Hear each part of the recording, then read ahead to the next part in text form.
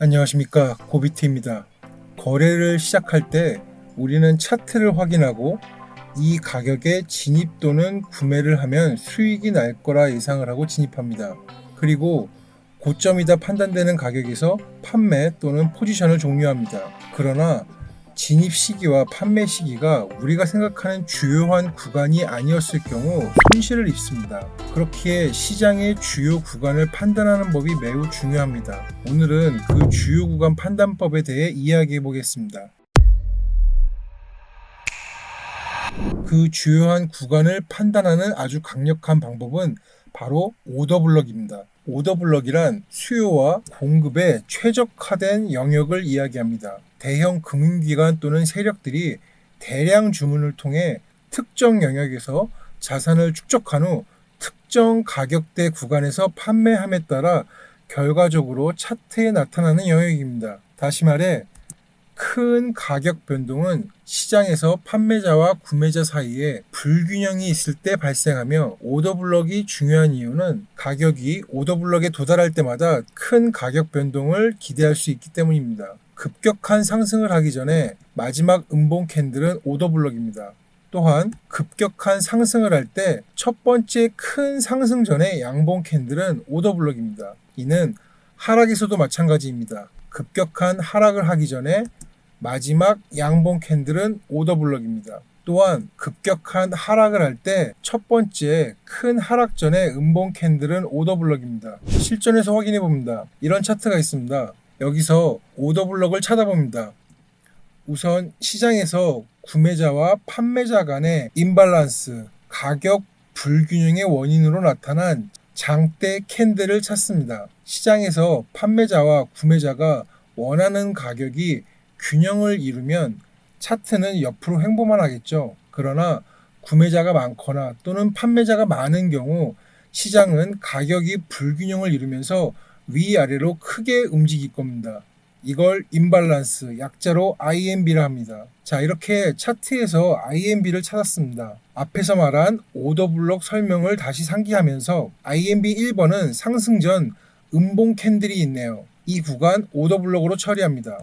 두 번째 불균형은 상승 전 첫 번째 양봉 캔들이 오더블럭이네요. 세 번째 불균형은 하락 전 양봉 캔들이 오더블럭이네요. 그리고 오더블럭 추가 사항 하나는 꼬리가 몸통보다 길면 꼬리가 오더블럭이 되는 부분 추가합니다. 오더블럭이 효과적으로 작용하려면 네 가지 조건을 충족해야 합니다. 그 네 가지 조건은 첫 번째 임발란스, 두 번째 브레이크 오브 스트럭처, 세 번째 inefficiency, 네 번째 unmitigated입니다. 오더블럭의 이론 자체가 미국에서 탄생한 것이라 최대한 직관적으로 설명드리려 하기 위해 영어 단어를 그대로 쓰겠습니다. 초반에 언급한 임발란스 외에 전부 생소한 용어시죠?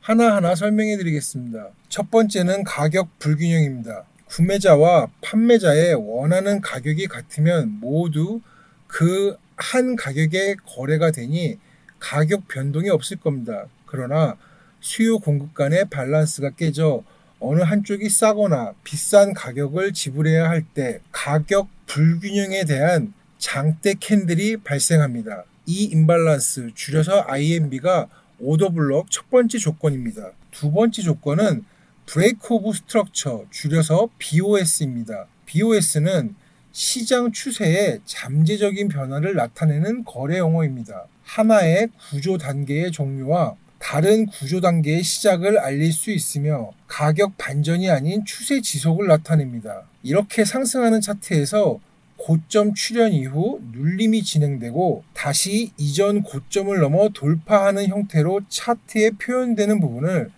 브레이크 오브 스트럭처라고 합니다. 가격 하락도 같은 원리로 BOS가 나타납니다. 실제 차트에서 확인해 보겠습니다. 상승하는 차트가 있습니다. 고점을 찍으면서 구조가 형성되었습니다. 이후 조정을 받고 장대 캔들을 형성하면서 상승합니다. 이전 고점을 돌파합니다. 이를 브레이크 오브 스트럭처 BOS라 합니다. 다른 예시입니다. 가격이 상승을 합니다. 그리고 고점을 만들고 하락하며 조정을 받습니다. 이후 장대 양봉이 임발란스 가격 불균형을 만들며 상승합니다. 그러나 이전 고점에 미치지 못합니다. 이 경우 BOS가 성립이 되지 않습니다. 이렇게 브레이크 오브 스트럭처 BOS가 오더블럭 두 번째 조건입니다. 오더블럭 세 번째 조건은 inefficiency, 비능률입니다. 조금 생소한 단어죠. 간단하게 예시로 설명드리겠습니다. 캔들의 꼬리를 제거한 상태로 두 캔들 패턴을 보면 동일한 상승, 불리시 형태로 같아 보입니다. 그러나 캔들 꼬리를 추가하면 차이가 생깁니다. 1번의 경우는 가격이 캔들 꼬리 고점까지 상승 후 다음 캔들 저점 꼬리까지 다시 내려오면서 눌림목이 작용하여 아래쪽에 대기하던 오더를 가지고 올라갔습니다. 만일 여기에 오더 블럭을 이렇게 체크하고 작용하길 기다린다면 이 오더 블럭은 작용하지 않을 확률이 큽니다. 왜냐하면 이미 캔들의 아랫꼬리에서 오더를 다 체결하고 올라갔기에 더 이상 주문이 없어서입니다. 그러나 이번의 경우는 상승을 하지만 꼬리 없이 쭉 상승을 이어갑니다. 이에 상승을 발견했지만 주문을 넣지 못하였습니다. 그래서 가격 상승이 소강 상태가 되고 눌림목이 생겼을 때 같이 주문을 넣어 이 상승세를 타야 합니다. 진입 주문을 넣었습니다. 즉 영어로 오더를 합니다. 2번은 1번과 다르게 눌림목이 발생하지 않아 오더 블럭이 작동합니다. 이렇게 2번은 inefficiency 비능률이고 1번은 efficiency 효율적 캔들입니다. 한 번에 모든 오더를 가지고 이동하는 캔들이 효율적이겠죠. 반면 급격한 움직임으로 오더를 전부 가지고 가지 않은 캔들 패턴은 다시 돌아와서 그 오더를 가지고 가야 하기 때문에 비능률이라는 명칭을 사용한 겁니다. 오더블럭 세 번째 조건은 inefficiency, 비능률입니다. 오더블럭 네 번째 조건은 unmitigated입니다. unmitigated, 이 단어의 뜻은 완화되지 않은, 순전한, 경감되지 않은 이런 뜻입니다. 쉽게 설명하면 오더블럭 네 번째 조건 unmitigated는 일회용이란 뜻입니다. 한 번 사용되면 두 번째는 그 효능을 잃는다는 뜻입니다. 여기 차트에서 오더블럭 조건을 따지면서 오더블럭을 찾아봅니다. 첫 번째 조건 IMB 가격 불균형입니다. 장대 음봉 캔들이 뜨면서 IMB 가격 불균형이 발생했네요. 두 번째 조건 BOS, 이전 저점을 부수면서 BOS가 발생하였습니다.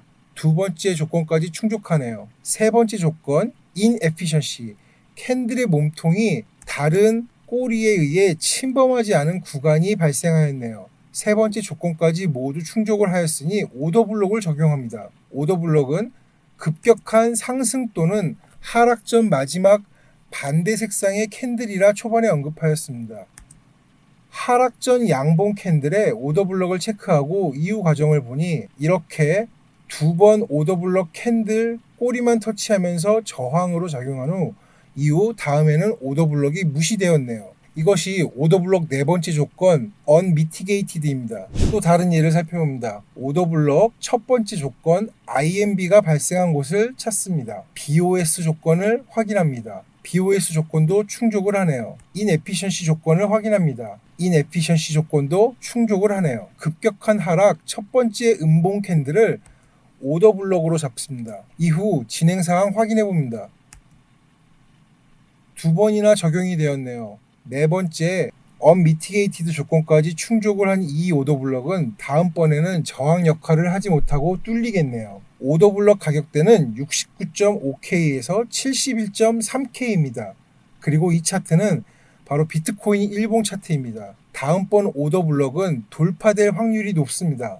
이번 하락 이후 69.5K대를 진입하면 71.3K 오더블럭을 뚫고 상승할 가능성이 굉장히 높다는 말입니다. 이렇게 오더블럭을 알아보았습니다. 오더블럭은 프라이스 액션, 스마트 머니 컨셉, 이너서클 트레이딩, ICT에 공통으로 사용되는 이론으로 가장 최근 생성된 이론임에도 불구하고 차트 분석에서 널리 사용되는 이론 중 하나입니다. 그럼에도 많은 사람들이 대략적인 매물대 정도로만 알고 있지 이런 상세 내용들은 잘 모르셨을 겁니다. 저 고비트가 앞으로도 계속 알려드리면서 실제 차트에 적용하여 설명드리겠습니다. 어제 지금도 비트가 많이 하락해서 답답하실 겁니다. 텔레그램 방을 무료로 운영하고 있습니다. 편하게 오셔서 매일매일 시황을 확인하세요. 유튜브로 올리는 데는 시간차도 있기 때문에 텔레그램 방에서 즉각 변동사항이 발생할 때마다 시황을 올려드리고 있습니다. 그리고 저 고비트에게 바라는 점이나 하고 싶으신 말씀이 있으시면 편하게 댓글 달아주십시오. 트레이딩은